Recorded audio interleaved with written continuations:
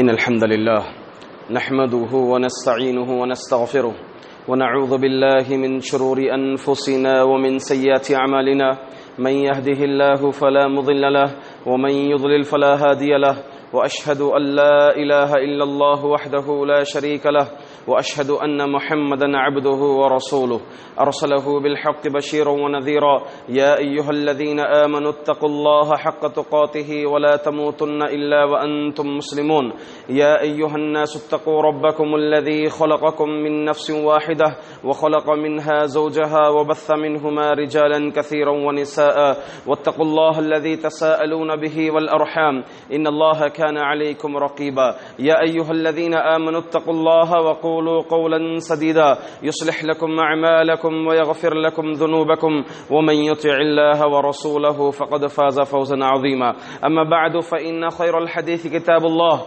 وخير الهدي هدي محمد صلى الله عليه وسلم وشر الأمور محدثاتها وكل محدثة بدعة وكل بدعة ضلالة وكل ضلالة في النار أعوذ بالله من الشيطان الرجيم بسم الله الرحمن الرحيم قاف والقرآن المجيد بل عجبوا أن جاءهم منذر منهم فقال الكافرون هذا شيء عجيب أئذا متنا وكنا ترابا ذلك رجع بعيد قد علمنا ما تنقص الأرض منهم وعندنا كتاب حفيظ بل كذبوا بالحق لما جاءهم فهم في أمر مريج وقال الله جل وعلا في كتابه العزيز والذين يؤتون ما آتوا وقلوبهم وجلة أنهم إلى ربهم راجعون. معزز حاضرین، تمام تعریفیں، بزرگی، بڑائی ایک اللہ وحدہ لا شریک کے لیے لائق و زیبا ہے، جو ہم تمام کا پالن ہار ہے، جس پر ایمان لائے بغیر ہمارا کوئی عمل قبول نہیں ہوتا، جس کی رضا کے لیے ہمیں تمام اعمال بجا لانا ہے.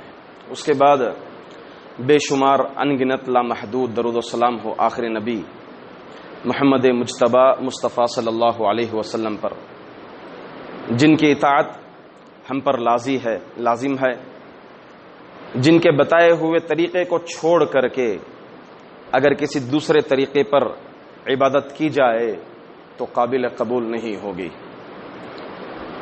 حاضرین، ہمارے تمام اعمال، تمام عقائد اخلاص اور اطاعت رسول پر مبنی ہے. جب تک ہمارا کوئی بھی عمل اللہ کی رضا کی خاطر نہیں کریں گے، کوئی بھی عبادت ریاکاری مقصود ہو، دکھاوا مقصود ہو، تو اللہ تعالیٰ کے نزدیک یہ عمل قابل قبول نہیں ہوگا. ایک آدمی آئے اللہ کے رسول صلی اللہ علیہ وسلم کے پاس، پوچھا کہ اللہ کے رسول، ایک آدمی جہاد کرے، اپنی جان دے دے، اور اس کا ارادہ ساتھ میں دنیاوی شہرت بھی ہو، تو کیا اسے جنت ملے گی؟ اللہ کے رسول صلی اللہ علیہ وسلم نے کہا نہیں. 3 مرتبہ دہرایا، فرمایا کہ اس کو جنت نہیں ملے گی، کیونکہ اس کا یہ جہاد، اس کی یہ شہادت اللہ کی رضا اور اللہ کو راضی کرنے کے لیے نہیں تھا. حاضرین، آج کے اس خطبہ جمعہ میں انشاءاللہ مخلصین، ان کی پہچان کیا ہے، کچھ سلف کے اعمال سے اور اللہ کے رسول صلی اللہ علیہ وسلم کے عمل سے میں آپ کے سامنے اس خطبہ جمعہ میں پیش کروں گا. علماء اکرام مخلصین کی 3 پہچان بتائی ہے، کچھ دیگر مقامات پر 5، 6، 7، 8. یہاں پر یہ 3 علامتیں بیان کی ہیں. اس میں سے بتائی جاتی ہے کہ پہلی علامت یہ ہے کہ مخلص آدمی عمل کی نوعیت کو نہیں دیکھتا کہ یہ کام کیسا ہے، چھوٹا کام ہے، بڑا کام ہے، میرے لیول کا کام ہے یا میرے لیول کا کام نہیں ہے. اس چیز کو نہیں دیکھتا مخلص آدمی. کام چاہے جتنا بھی چھوٹا ہو، اگر اللہ کی وہ کام دین سے تعلق رکھتا ہو تو اس کام کو بجا لانے کے لیے آدمی سوچتا نہیں ہے مخلص آدمی. آپ دیکھیں اللہ کے رسول صلی اللہ علیہ وسلم ہجرت کر کے مکے سے مدینہ گئے، وقت کے خلیفہ آپ صلی اللہ علیہ وسلم، مسلمانوں کے سردار. مسجد النبوی کی تعمیر کا وقت آیا، مسجد النبوی کی تعمیر کا وقت آیا تو آپ صلی اللہ علیہ وسلم جو جگہ 2 یتیم بچوں سے خریدی گئی، اس جگہ میں آپ بھی ایک میستری کی طرح مٹی اٹھا رہے ہیں، اور اس مسجد کی تعمیر میں آپ بھی ایک میستری کی طرح کام کیے. اللہ اکبر. وقت کے سردار، وقت کے خلیفہ، اور اٹھاتے ہوئے کام کرتے ہوئے آپ کیا کہہ رہے ہیں؟ آپ فرما رہے ہیں اللہم لا عیش الا عیش الاخرہ فاغفر الانصار والمہاجرین. اصل زندگی تو آخرت کی زندگی ہے، اصل زندگی تو عیش و آرام تو آخرت میں ہے. اے اللہ تو انصار و مہاجرین کی مغفرت فرما دے. تو آدمی، مخلص آدمی کام کی نوعیت کو نہیں دیکھتا، بس اللہ کی رضا کی خاطر کہ لوگ کیا کہیں گے، میرا یہ رتبہ ہے، میرا یہ مقام ہے، میرا یہ لیول نہیں ہے، لوگ کیا سمجھیں گے کہ میں ایسے چھوٹے کام کر رہا ہوں. نہیں، اللہ کی رضا کی خاطر کام چاہے جتنا بھی چھوٹا ہو، جتنا ہی چھوٹا کیوں نہ ہو، وہ کام کر گزرتا ہے.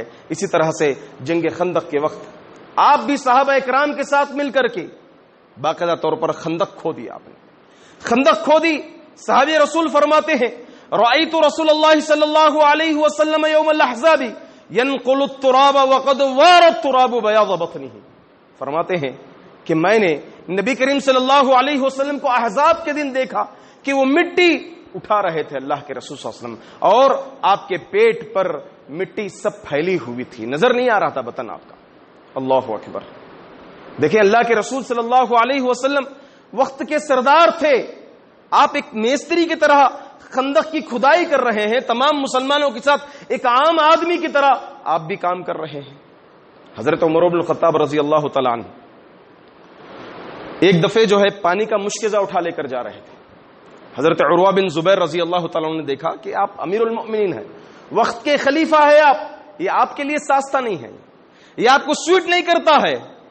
کہا ابھی میرے پاس دیگر مقامات سے بڑے بڑے رئیس میرے پاس آئے تھے، میرے اندر کچھ الگ سا محسوس کرنے لگا، میں اپنے آپ میں کچھ بڑا محسوس ہونے لگا اس طرح سے مجھے، تو علی الفور میں یہ ایک چھوٹا سا کام کر رہا ہوں کہ اپنے کندھے پر مشکزے کو اٹھا لے کر کے چل رہا ہوں تاکہ یہ چیز میرے دل میں سے ختم ہو جائے، میرے دل سے ختم ہو جائے. تو حاضرین، یہ مخلص کی پہچان ہوتی ہے، یہ نیک آدمی کی پہچان ہوتی ہے. سلف صالحین کو پڑھیں کہ سلف صالحین میں سے کتنوں نے تدریسی خدمت انجام دی، تدریسی خدمت انجام دی، اور ریلوے اسٹیشن پر کولی کا کام کیا. خارجی وقت میں کولی کا کام کیا، اور اس عمل کو اتنا چھپا کے رکھا یہاں تک کہ اتفاق سے ایک طالب علم ہی نکلا. وہ طالب علم جب آیا تو اس کی بیگ، اس کا لگیج لے کر کے وہ مدرسے کو گئے.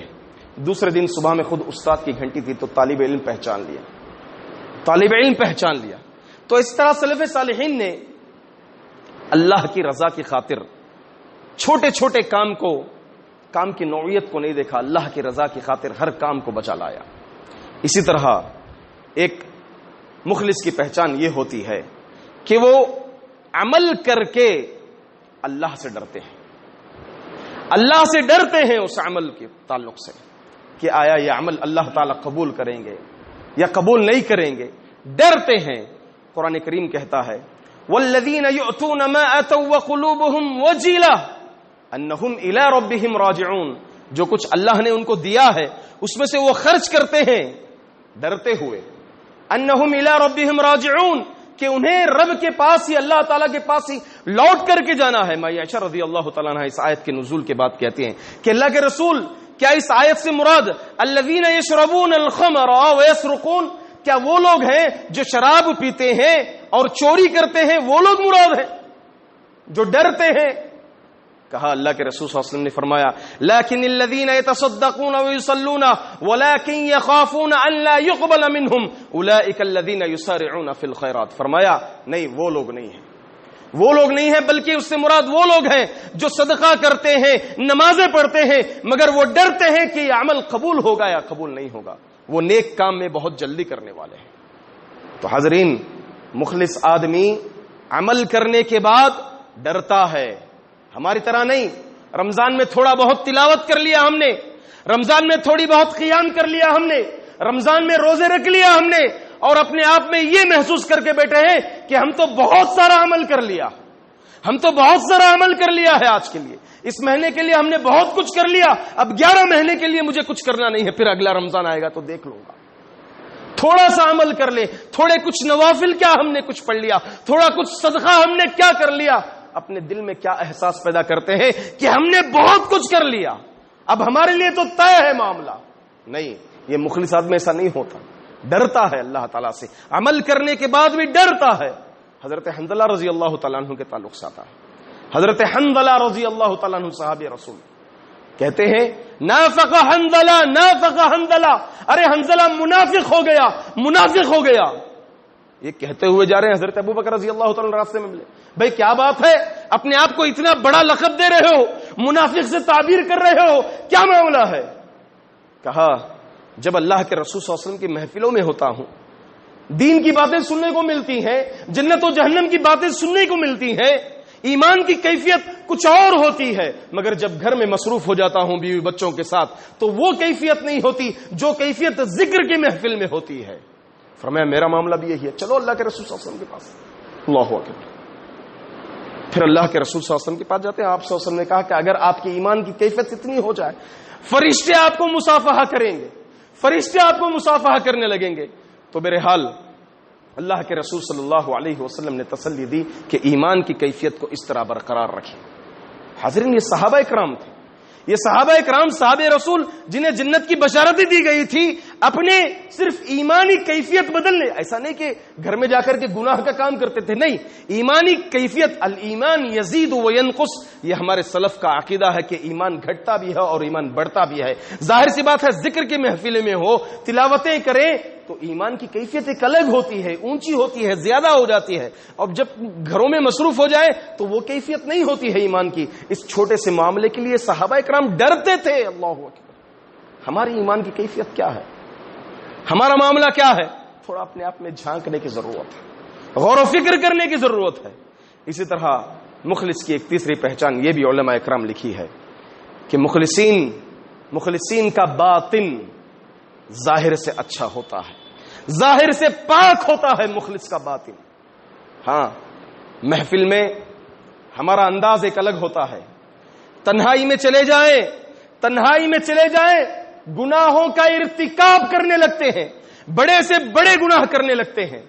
حدیث میں آتا ہے کہ اللہ کے رسول صلی اللہ علیہ وسلم ایک آدمی صحابہ سے کہا کہ کچھ لوگ کل قیامت کے دن بہت ساری نیکیاں لے کر کے آئیں گے، کچھ لوگ قیامت کے دن اعمال کریں گے تو اللہ تعالیٰ ان کے نیکیوں کو حباء منصورا، دھول کے مانند بنا دیں گے۔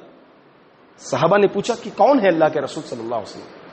کہا جو تنہائی میں جا کر کے وہ ان کے عمل جبل تہامہ پہاڑ کے مانند ہوں گے، مگر جب تنہائی میں جائیں گے وہ تو تنہائی میں بڑے بڑے گناہ کا ارتکاب کرنے لگیں گے، تنہائی میں بڑے بڑے گناہ کا ارتکاب کرنے لگیں گے۔ تو مخلص اس طرح نہیں ہوتا ہے، مخلص کا باطن وہ تنہائی میں بنسبت محفل کے، بنسبت پروائی کے اس کی عبادتیں اچھی ہوتی ہیں۔ امام شافعی رحمۃ اللہ علیہ کے تعلق سے آتا ہے جب وہ سورۃ المرسلات پڑھ رہے تھے، ھذا یوم لا ینطقون، یہ قیامت کا دن وہ ہے جس دن گفتگو نہیں ہوگی۔ تو یہ آیتیں پڑھ رہے تھے، اس آیت پر جیسے ہی پہنچے بے ہوش ہو کر کے گر گئے، بے ہوش ہو کر کے گر پڑے آپ۔ اور امام ذہبی رحمۃ اللہ علیہ اپنی مشہور کتاب سیر میں ذکر کرتے ہیں، محمد بن منکدر کا واقعہ ذکر کرتے ہیں کہ آپ امام تھے، مسجد نبوی کے اندر روضۃ من ریاض الجنہ، وہاں پر آپ نے دیکھا کہ ایک آدمی، ایک بندہ جو ہے عبادت کرتے ہوئے بیٹھا ہے اور وہ دعا کر رہا تھا۔